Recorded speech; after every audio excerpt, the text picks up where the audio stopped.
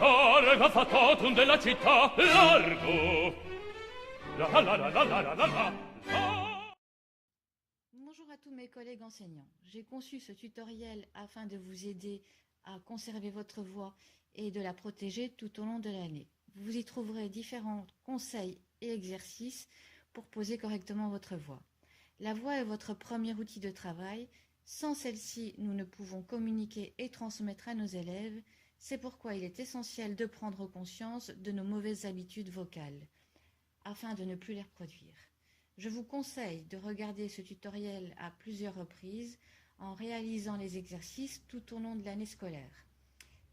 Ces conseils sont d'autant plus efficaces s'ils sont bien réalisés.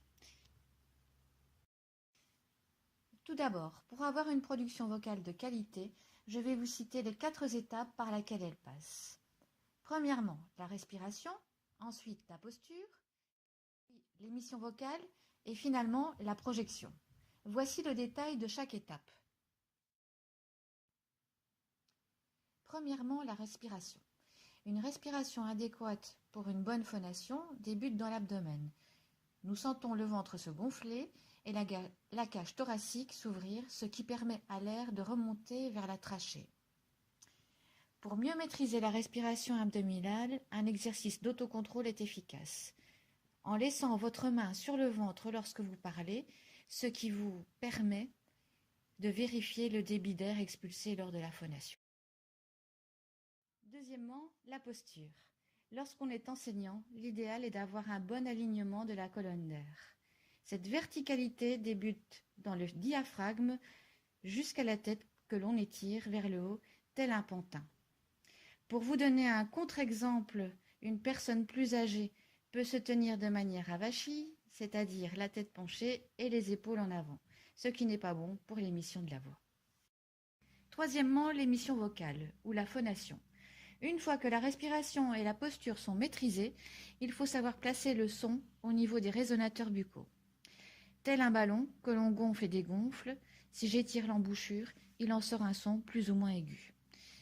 Il est conseillé de commencer sa journée sur la route de l'école par des exercices tels que rouler l'air, comme on le fait en Flandre, ou encore des bruits de sirène montante ou descendante.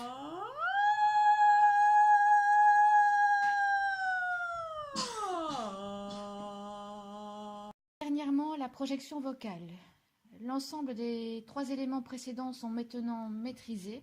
On peut désormais projeter la voix de manière naturelle et stopper le forçage vocal. Alors pour terminer, j'ai quelques petits conseils supplémentaires à vous donner. Je vous conseille de boire de l'eau régulièrement pour bien vous hydrater, aérer votre classe pour faire circuler l'air, éviter une alimentation trop acide pour éviter les reflux gastriques, comme la tomate par exemple, le coca ou manger trop gras. Il s'est également avéré que les enseignants ayant une activité extrascolaire comme le théâtre, la chorale ou les cours de chant parvenaient mieux à maîtriser leur voix. Voilà. Et bien sûr, il est vraiment déconseillé de fumer ou de boire de l'alcool en excès pour avoir un bon débit vocal. Voilà.